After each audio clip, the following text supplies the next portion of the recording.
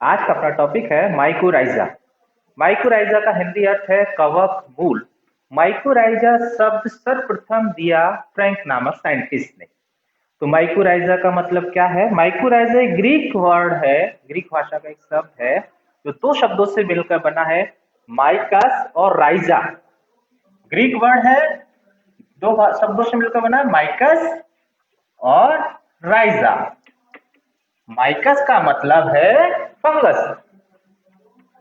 Fungus फफूंद इसको कहते हैं, फंजय फंजय। और राइजा का मतलब है रूट। तो दो प्रकार का सिम्बायोटिक एसोसिएशन है, दोनों में सहजीवन पाया जाता है। उच्च वर्गीय पादपों higher plants, pteridophytes, gymnosperm, angiosperm, ये हायर प्लांट की श्रेणी में आते हैं। इन प्लांट्स की रूट्स के साथ फंजाई का सहजीवन, फंजाई इनके रूट्स में रहती है और दोनों एक दूसरे को लाभ पहुंचाते हैं। जिस प्रकार से लाइकेन जो कि एल्गी और फंजाई का सहजीवन से लाइकेन बनता है, शैवाल बनता है, उसी प्रकार से हायर प्लांट्स की रूट्स में और फंजाई के एसोसिएशन से, दोनों के सिम्बायोटिक एसोसिएशन से माइकोराइजा का निर्माण होता है। तो फंजाई और रूट दोनों का एसोसिएशन चाहिए, हायर प्लांट चाहिए। अब ये जो माइकोराइजा है, इसकी जरूरत क्यों पड़ी, क्या आवश्यकता रही कि जो रूट्स के साथ फंजाई ने एसोसिएशन किया? तो इसमें सबसे बड़ा फायदा प्लांट्स को भी है और फंजाई को भी है। रूट्स को क्या है कि बहुत सारे प्लांट्स ऐसे हैं टेम्परेट जोन में जो रहते हैं, प्लांट्स शीतोष्ण कटिबंधीय इलाकों में, उनमें बहुत सारे प्लांट्स में रूट्स जो होती है, तो रूट्स में क्या है, मेनली रूट हेयर होते हैं। ये रूट है तो इनमें रूट हेयर निकले रहते हैं। ये रूट हेयर जो है, ये वाटर्स का और मिनरल्स का अवशोषण करते हैं, जल और खनिज लवणों का अवशोषण करते हैं। ज्यादातर प्लांट में रूट हेयर पाए जाते हैं, लेकिन कुछ पादपों में रूट हेयर जो होते हैं वो एब्सेंट होते हैं। एब्सेंट होने के कारण ये जो पादप है, ये प्लांट सॉइल से वाटर और मिनरल्स का अवशोषण नहीं कर पाते हैं। इस कारण से इनके साथ ये फंजाई जो है, ये सहजीवन करती है। और फंजाई में का जो शरीर है वो बना होता है कवक तंतु, हाइफी से मिलकर, और बहुत सारे कवक तंतु मिलकर बनाते हैं कवक जाल।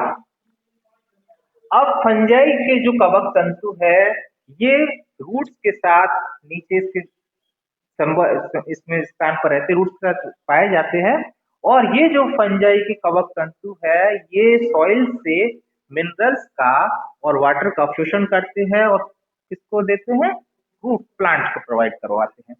इसके बदले में फंजाई क्या है, फंजाई जानते हैं कि नॉन फोटोसिंथेटिक है, प्रकाश संश्लेषण नहीं कर पाता है, क्लोरोफिल में एब्सेंट है। इस कारण से इनको भोजन की आवश्यकता होती है। तो ये क्या करते हैं, उस पादप से भोजन प्राप्त करते हैं और साथ में इनको एक आवास भी मिल जाता है, हैबिटेट। तो वहां पर आराम से रहते हैं, उनसे भोजन लेते हैं और ग्रोथ करते रहते हैं। तो दोनों का सहजीवन हो गया। प्लांट्स को भी फायदा बेनिफिशियल हो गया। प्लांट्स को क्या मिल गया है?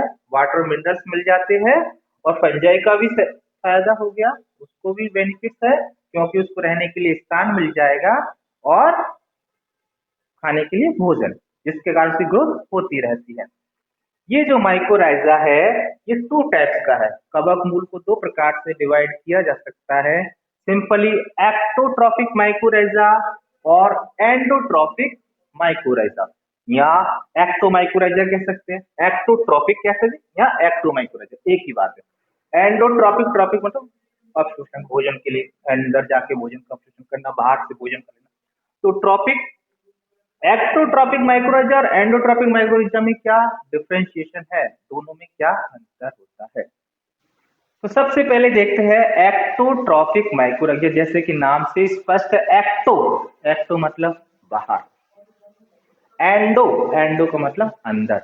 यहाँ जो कवक तंतु है, ये सिंपल कवक तंतु होते हैं, ये कवक तंतु है, फंजाई का सही कवक तंतु से मिलकर बना, और बहुत सारे कवक तंतु मिलकर कवक जाल बनाएंगे।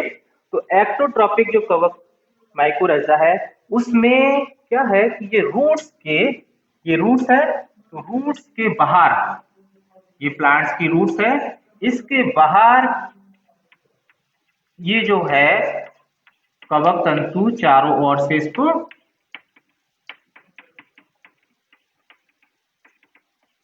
रूट्स के चारों ओर पाए जाते हैं और एक स्यूडो पेरेन्काइमेटस आवरण बना देते हैं। स्यूडो पेरेन्काइमेटस शीट जो है पेरेन्काइमेटस जैसी लगती है कि हाँ ये पेरेन्काइमेटस जैसा है, इसके चारों तरफ एक आवरण का निर्माण कर देते हैं, चारों ओर से इसको घेर लेते हैं, रूट्स के चारों ओर एक जाल सा बना लेते हैं। तो स्यूडो पेरेन्काइमेटस शीट कह सकते हैं या इसको डेंस माइसीलियल कवर भी कह सकते हैं। सघन कवक जाल से घिरा हुआ रहता है। तो इस पूरे आवरण को जो बाहर का आवरण है जो कि किससे मिलकर बना है, कवक तंतु से मिलकर बना है, पूरा का पूरा रूट्स के बाहर का, इसको कहा जाएगा मेंटल। क्या नाम दिया गया है, इसको कहा जाता है मेंटल। जो बाहर कवक तंतु है चारों ओर से रूट्स को घेरे हुए रहेंगे कवक तंतु। सूडो पेरेन्काइमेटस जैसा है क्योंकि ऐसा लगता है कि ये मृदुत की कोशिकाओं से मिलकर बना हुआ है, आवासी तो है नहीं, लेकिन है कवक तंतु है, लेकिन लगता है मृदुत की जैसा है। इस कारण इसको सूडो पेरेन्काइमेटस शीत भी कहा जाता है। अब ये जो कवक तंतु है एक्टोट्रॉपिक माइक्रोरहिज़ा जो है, ये बाहर तो मेंटल का निर्माण करेंगे, कोशिका कुछ कवक तंतु जो होंगे वो कोशिका के अंदर तो प्रवेश करेंगे, कोशिकाओं के बीच बीच में, कोशिका के अंदर ना, कोशिकाओं के जहां पर इंटरसेलुलर स्पेस है वहां प्रवेश करेंगे, लेकिन कोशिका के अंदर प्रवेश नहीं करेंगे। यदि अंदर प्रवेश कर जाएंगे तो इंट्रासेलुलर होगा, और यदि कोशिकाओं के बीच बीच में प्रवेश करती है तो उसको कहा जाएगा इंटरसेलुलर स्पेस। तो ये इंटरसेलुलर स्पेस में क्या करते हैं, कवक तंतु पहुंच जाते हैं और ऐसा एक नेट का निर्माण करते हैं, इसको कहा जाएगा हार्टेग नेट। सबसे इंपॉर्टेंट चीज है कि ये अंदर पहुंच जाएंगे इंटरसेलुलर स्पेस में, कवक तंतु पहुंचकर हार्टेग नेट का निर्माण करते हैं। तो एक्टोट्रॉपिक माइक्रोरहिज़ा क्या है, सबसे खास बात क्या करेंगी कि चारों तरफ से ये जड़ को चारों ओर से घेर लेंगे, क्योंकि इसमें रूट हेयर नहीं है, चारों ओर से इसको घेर लेते हैं जड़ को चारों ओर फैल, और एक प्रकार से इसके चारों ओर एक आवरण बना देंगे, कवक तंतुओं का पूरा आवरण बन जाएगा। इसको कहा जाएगा सूडो पेरेन्काइमेटस शीट या डेस माइसिल कवर इसको कहा जा सकता है, और पूरे आवरण को कहा जाएगा मेंटल। ये पूरा मेंटल बन जाएगा। तो कुछ कवक तंतु जो है वो अंदर कॉर्टेक्स कोशिकाओं में पहुंच जाएंगे, कॉर्टेक्स के इंटरसेलुलर स्पेस में, कॉर्टेक्स इंटरसेलुलर स्पेस में पहुंचकर हार्टेग नेट का निर्माण करेंगे। तो ये सबसे इंपॉर्टेंट क्वेश्चन है, हार्टेग नेट का निर्माण कौन सी माइक्रोरहिज़ा करेंगे, एक्टोट्रॉपिक माइक्रोरहिज़ा हार्टेग नेट का निर्माण करते हैं, और बाहर कौन सा आवरण बनाएंगे, सूडो पेरेन्काइमेटस शीट बनाएंगे। अब एग्जाम्पल की बात करें तो एक्टोट्रॉपिक जो माइक्रोरहिज़ा है ये कौन सी फंजाई बनाएंगे। फंजाई बहुत डिफरेंट टाइप्स की है, एस्कोमाइसिटीज, बेसिडियोमाइसिटीज, जाइगोमाइसिटीज और ड्यूटेरोमाइसिटीज। तो यहाँ पर जो है बेसिडियोमाइसिटीज के सदस्य एक्टोट्रॉपिक माइक्रोरहिज़ा में ज्यादातर बेसिडियोमाइसिटीज के जो सदस्य होंगे वो इसके साथ एसोसिएशन करेंगे रूट्स के साथ। तो बेसिडियोमाइसिटीज के ज्यादातर सदस्य एमानिटा है, रूसेला, बॉलेटस, ट्राइकोलोमा। ये जो है फंजाई जो है वो हायर प्लांट्स कौन कौन से हो सकते हैं, जैसे ज्यादा जिम्नोस्पर्म प्लांट से पाइनस, पाइसिया, सिड्रस मतलब देवदार, ओक, क्वेरकस, यूकेलिप्टस और फेगस, इन पादपों के साथ ये एसोसिएशन करती है। बेसिडियोमाइसिटीज के सदस्य इन पादपों के साथ एसोसिएशन करके एक्टोट्रॉपिक माइक्रोरहिज़ा का निर्माण करते हैं। अब यहाँ पर जो एमानिटा है, ये जो पर्टिकुलर जो बेसिडियोमाइसिटीज का सदस्य है एमानिटा, ये पाइनस की रूट्स में पाया जाता है। बहुत सी बार पूछा गया है कि पाइनस की रूट्स के साथ कौन सी फंजाई माइक्रोरहिज़ा का निर्माण करती है। तो पाइनस रूट के साथ अमानिटा नामक फंगस पाई जाती है, और फेगस रूट में रूसेला नामक फंजाई पाई जाती है। तो दोनों का हो गया, ये दोनों क्वेश्चन बहुत से पूछे गए कि पाइनस रूट के साथ और फेगस रूट के साथ किस फंजाई का एसोसिएशन हो के माइक्रोरहिज़ा का निर्माण होता है। ये जो एक्टोट्रॉपिक माइक्रोरहिज़ा है ये सोडियम का, पोटेशियम का, नाइट्रोजन, कैल्शियम का अवशोषण करती है। सामान्य रूप से अवशोषण नहीं कर पाते हैं, तो लवणों का अवशोषण करने की देखे जाए तो एक्टोट्रॉपिक माइक्रो नाइट्रोजन, कैल्शियम, पोटेशियम का अवशोषण करके प्लांट्स को प्रोवाइड कराती है। दूसरी बात की जाए एंडोट्रॉपिक माइक्रोरहिज़ा। एंडो का मतलब है कि अभी तक जो कोशिका के बाहर थी फंजाई, अब वो कहाँ प्रवेश कर जाएंगी, कोशिका के अंदर, कोशिकाओं के अंदर प्रवेश करेंगे। तो यहाँ दो प्रकार का, सिंपल एंडोट्रॉपिक माइकोरेजा और दूसरा है वेम, वेसिकुलर आर्वस्कुलर माइकोरेजा। तो सिंपल माइकोरेजा की बात की जाए तो सिंपल माइकोरेजा में क्या है कि यहाँ पर रूट हेयर पाए जाते हैं, यहाँ पर रूट हेयर एब्सेंट थे, यहाँ पर रूट हेयर पाए जाते हैं, सामान्य मूल में मूल रोम पाए जाते हैं। तो यहाँ सिंपल जो एंडोट्रॉपिक माइकोरेजा का एग्जाम्पल है ऑर्किड, इसका अच्छा एग्जाम्पल है ऑर्किड। ऑर्किड बहुत ही सूक्ष्म, ऑर्किड का जो बीज होता है बहुत ही छोटा होता है, इसका भ्रूण भी बहुत छोटा होता है, और साथ में इसमें जो पोषक तत्व है, संग्रहित भोजन है, उसका थोड़ा सा अभाव पाया जाता है। तो इनमें क्या है कि जब तक फंजाई का एसोसिएशन नहीं होगा तब तक ऑर्किड के सीड का अंकुरण नहीं हो पाएगा। तो कौन सी फंजाई करेगी, इसमें राइजोक्टोना,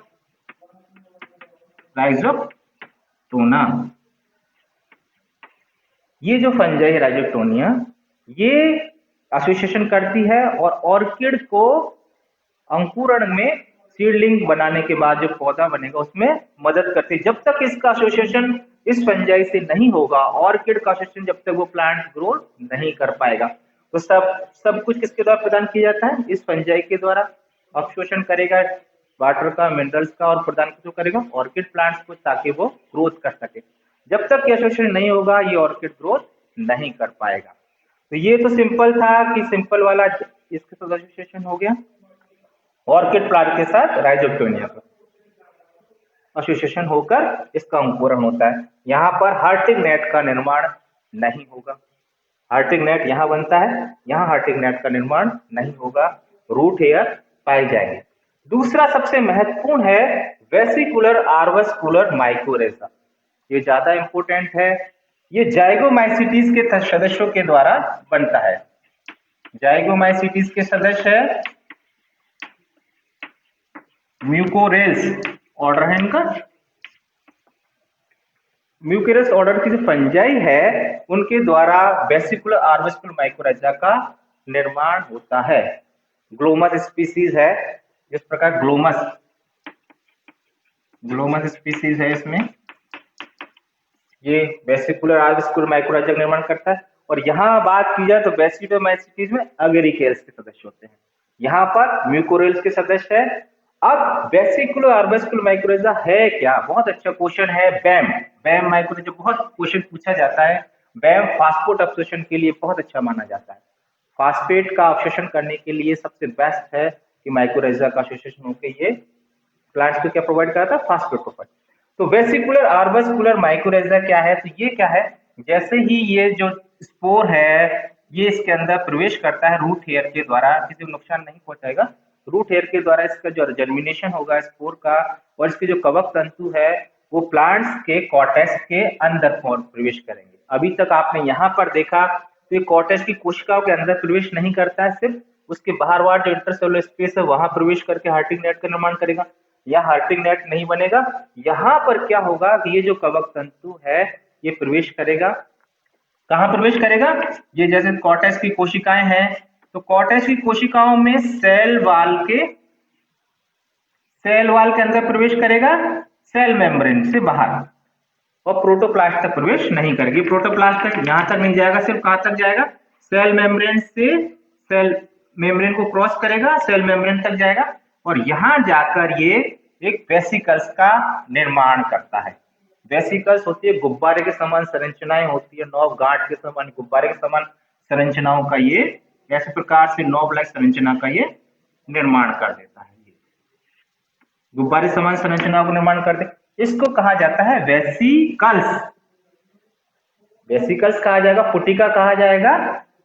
और कहीं कुछ में ये जो है, ये जो वेसिकल्स है, वेसिकल के स्थान पर शाकित, द्विशाखित संरचना बना लेता है, अंगुलों के समान शाकित संरचना बना लेता है, इसको कहा जाता है आर्वस्कल्स कोर्चिकी। ये उंगली समान संरचना बना, डाइकोट ब्रांच संरचनाएं बन जाएंगी आर्वस्कल्स। ये हॉस्टेरिया समान काम करता है, हॉस्टेरिया होते हैं जैसे कि किसी को चूसने का काम करता है, तो क्या लेता है, भोजन प्राप्त करने के लिए हॉस्टोरिया का निर्माण करता है चूसने के लिए।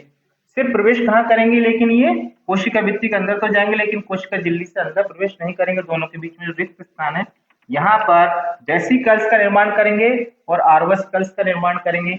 वेसिकल्स का और आर्वस्कल्स का निर्माण करने के कारण इसको कहा जाएगा वेसिकुलर आर्वस्कुलर माइकोराइजा। प्लांट्स को क्या प्रोवाइड कराएंगे, फास्फेट, जल और खनिज लवण जितने भी वो प्रोवाइड कराएंगे। तो यहाँ पर वेसिकल्स भी बनती है और आर्वस्कल्स भी बनती है, इस कारण से इसको कहा जाएगा वेसिकुलर आर्वस्कुलर माइकोराइजा। और कोशिका के अंदर प्रवेश करके बनती है, इसलिए इसको एंडोट्रॉपिक माइकोराइजा। तो दोनों का एग्जाम्पल हो गया। ये बहुत से क्रॉप प्लांट्स में ये पाया जाता है। और कौन से सदस्य बनाएंगे, जाइकोमाइसीटीज के जो मेंबर है वो इसका निर्माण करते हैं। ग्लोमस स्पीसीज है ज्यादातर, वो इस पर निर्माण करेंगे। अब इसका फायदा क्या होगा माइकोराइजा का, माइकोराइजा का फायदा पहला तो यही है कि प्लांट्स को क्या मिलेगा, जल और खनिज तत्व मिल जाएंगे। इसमें रेजिस्टेंट पावर है, वो रूट्स की रेजिस्टेंट पावर बढ़ जाएगी। और इसमें जो रेजिस्टेंट पावर बढ़ने के साथ साथ इसकी जो रूट्स की ग्रोथ, प्लांट की ग्रोथ है वो बहुत अच्छे से होती है। फर्टिलिटी प्लांट्स की, वो सॉइल की फर्टिलिटी है वो बढ़ जाती है। तो ये इसके बहुत सारे बेनिफिट्स होते हैं। ड्रॉट रेजिस्टेंट है, सूखा प्रतिरोधी है। मान लो कहीं पर पानी की कमी है तो वहां पर ये जो फंजाई है ये पानी का अब्सॉर्प्शन करके प्लांट्स को प्रोवाइड कराता है। तो बहुत सारे जो फायदे हैं माइकोराइजा के प्लांट के साथ वो सब यहाँ पर है। और माइकोराइजा जो प्लांट्स के लिए इम्पोर्टेंट है वो भी बहुत अच्छा है। तो ये जो टॉपिक है पूरा का पूरा माइकोराइजा का, ये इम्पोर्टेंट होने के साथ साथ दैनिक जीवन में भी इसका इम्पोर्टेंस है। Thank you very much.